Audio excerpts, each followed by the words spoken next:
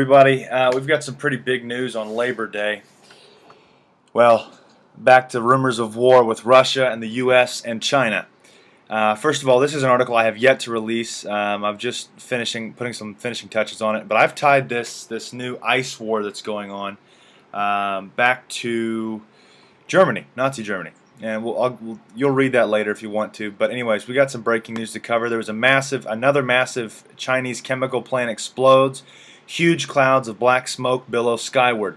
If you're planning on traveling to China, we have two pieces of advice. Do not look like a short seller, and do not go near any chemical factories.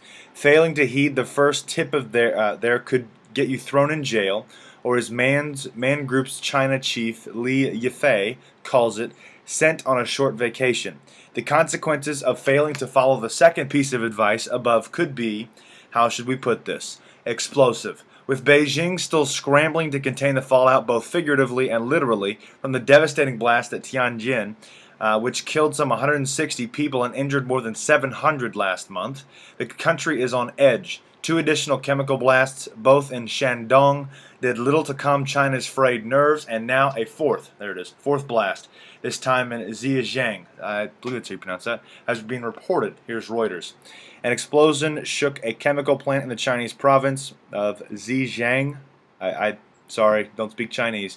State media said on Monday. Though there were no immediate reports of casualties in a country on edge after blast killed more than 160 people last month, the blast caused a fire and thick smoke to bellow from the plant in Lishui City shortly before midnight, state radio said on its official Weibo microblog. This is a little concerning. Russian submarine with 20 ICBMs and 200 nuclear warheads. This is the Debka file, Debka.com, and just for those of you who do not know what the Debka file is, I'll give you a little background. Debka is an Israeli military intelligence website based in Jerusalem, providing commentary and analysis on terrorism, intelligence, national security, military, and international relations with a particular focus on Middle East, and is available from both English and Hebrew. The word Debka refers to Arab folk dance.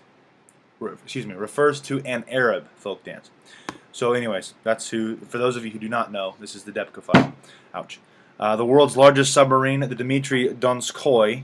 I'm going to do my best to pronounce these words correctly. I apologize if I get them wrong. TK-208 NATO-coded Typhoon has set sail for the Mediterranean and is destined for the Syrian coast.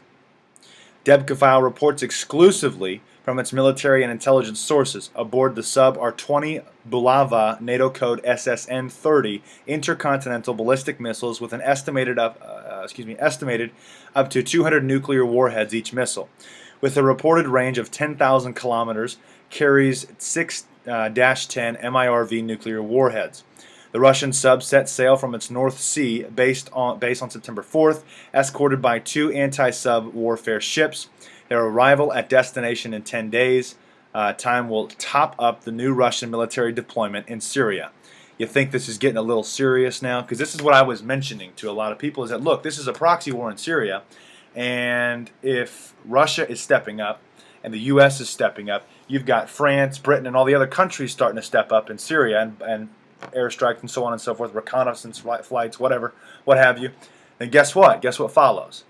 World War III. Because they will clash. Russia will clash. China and Russia will clash with the West. It's guaranteed because they're opposing sides. Now, as far as if it does actually take place because one side backs down, or the usual spiel, we're going to wait to start World War III, whatever they want, whenever they want, because it's all a stage and this is all just junk being played out. Guess what? It might not actually take place this time, just like it didn't last time in Syria.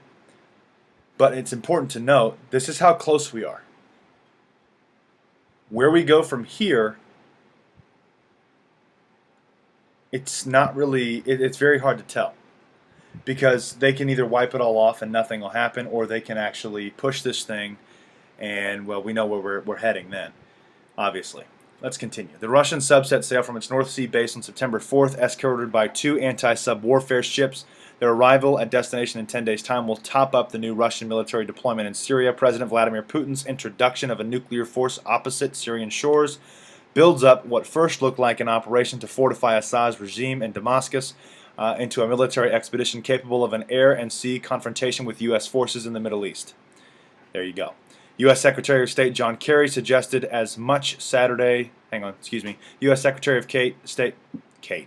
U.S. Secretary of State John Kerry suggested as much Saturday, September 5th, when he expressed concern over reports of Russia's increasing military buildup in Syria in a phone call to Russian Foreign Minister Sergei Lavrov. The State Department reported the Secretary made clear that if such reports were accurate, these actions could further escalate the conflict, lead to greater loss of innocent life, increase refugee flows, and risk confrontation with the anti-ISIL coalition operation in Syria. Kerry was referring to potential Russian interference with the U.S.-led coalition airstrikes against the Islamic State in Syria.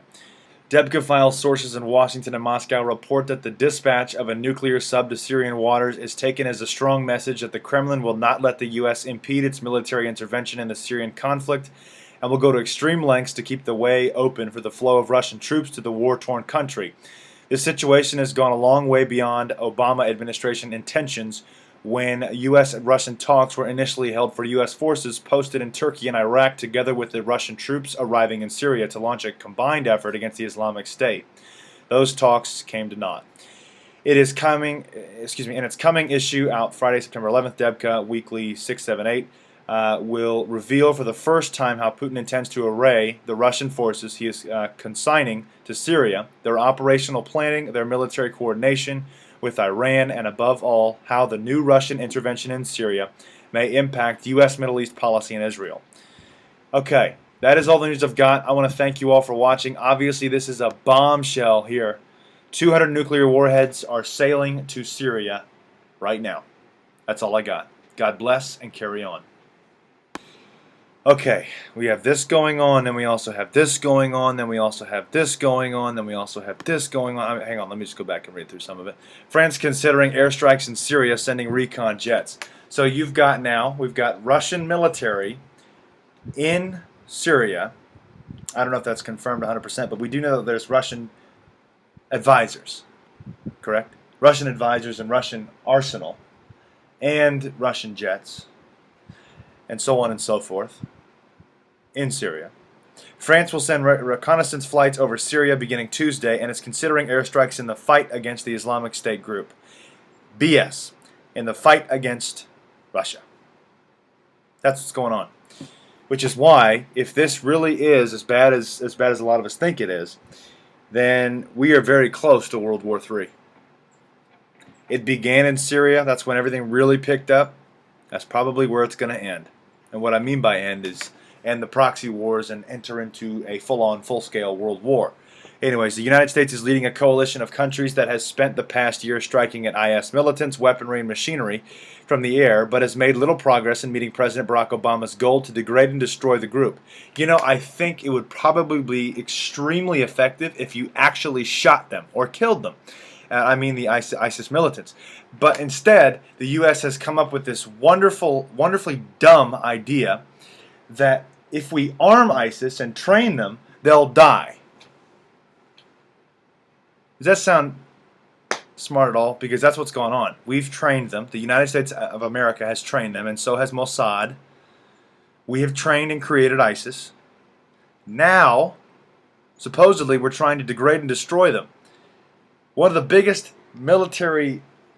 Hang on. Let me... One of the best militaries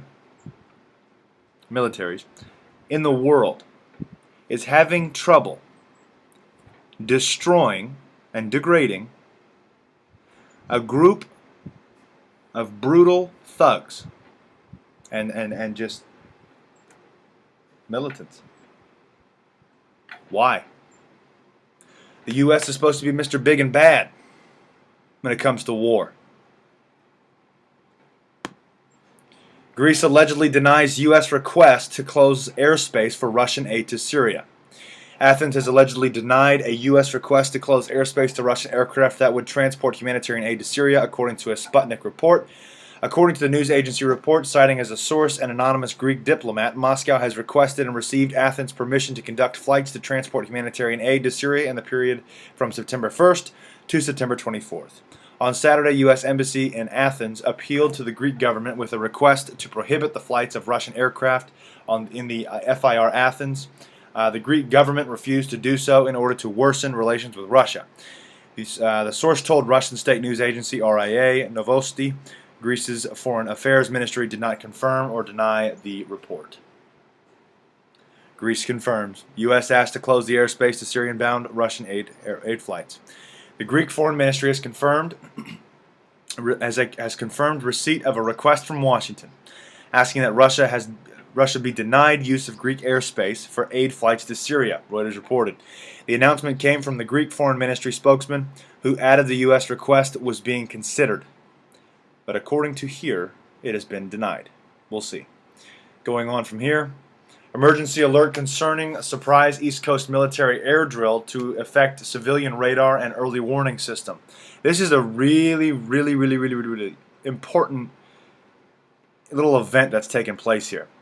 Because, number one, people are expecting a surprise attack, but, I mean, that could happen. Personally, what I think is happening is that they're bringing in more troops. They're bringing in more Russian military or international military. Doesn't have to be just Russian. It could be Chinese, could be, I don't know. There's a lot of countries that are involved in the United Nations.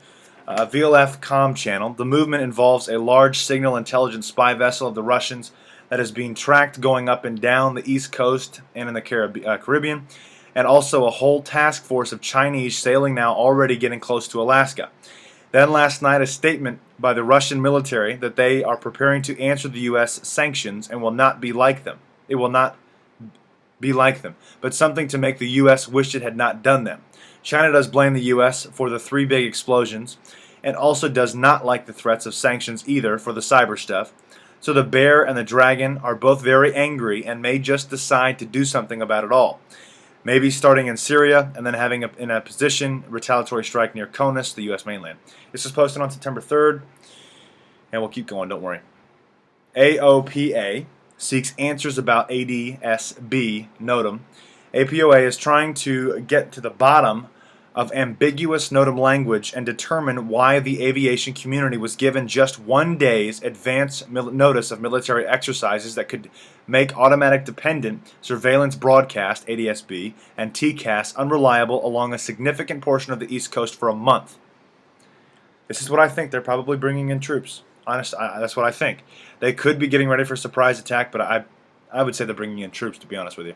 A NOTAM issued September 1st announced that beginning September 2nd, both ADSB surveillance and TCAS may be unreliable in Virginia, North Carolina, South Carolina, Georgia, Florida, and as well in airspace extending from approximately 200 nautical miles offshore. Well, I don't know if you've heard, even when the systems were up on the West Coast, the Chinese got 12 nautical miles away, and we still didn't even notice them until they were up there. They most likely noticed them, but nobody figured it out until Obama's sitting in Alaska. I just wonder. Let's be realistic here. The Chinese are really close to Alaska, and Obama just happens to be in Alaska at the same time. I just wonder if they had a little meeting. Because almost at the very end of Barack Obama's trip, the Chinese left. Doesn't that seem a bit odd? The timing and everything? There's no such thing as coincidences. You need to ask more questions. I do too. But anyways, let's move on. But similar military exercises in the past have caused no interference with civilian ADSB or TCAS, and AOPA is asking the FAA, I mean, my goodness, how many oh my goodness, abbreviations can we get here in one sentence? The FAA to explain both why the NOTAM was issued so late and what has changed to raise these new concerns. We are working to get answers for our members, said Rune Duke, AOPA Director of Air Traffic and Airspace. This NOTAM has caused considerable alarm and much confusion. Well, we're not the only ones getting alarmed. A lot of people are getting, what's going on here? While giving pilots the little time to prepare, the long duration, ambiguous language, and short notice of this NOTAM are all cause for serious concern. We have spoken with representatives of the FAA and the Department of Defense and will continue to pursue this until we get the answers pilots need. The wording of the NOTAM has led many general aviation pilots to believe that ADS-B-based traffic information might not be available to them. But the NOTAM does not specify any interference with 978 MHZ ADS-B systems, which are most commonly used by light GA aircraft. As a result, pilots should continue to have access to TISB and FISB services.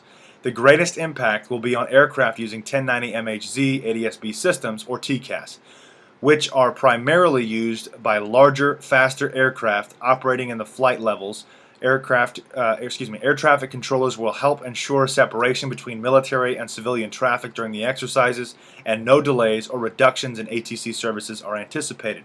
See, between military and civilian air traffic during the exercises, I really think that they're really bringing in troops. That's honestly what I really think. They're either bringing in weaponry or troops or something of that nature from foreign countries. Most likely it's from Russia, but hey. Okay, that is all the news I've got. I want to thank you all for watching. Obviously, this is a bombshell here. 200 nuclear warheads are sailing to Syria right now. That's all I got. God bless and carry on.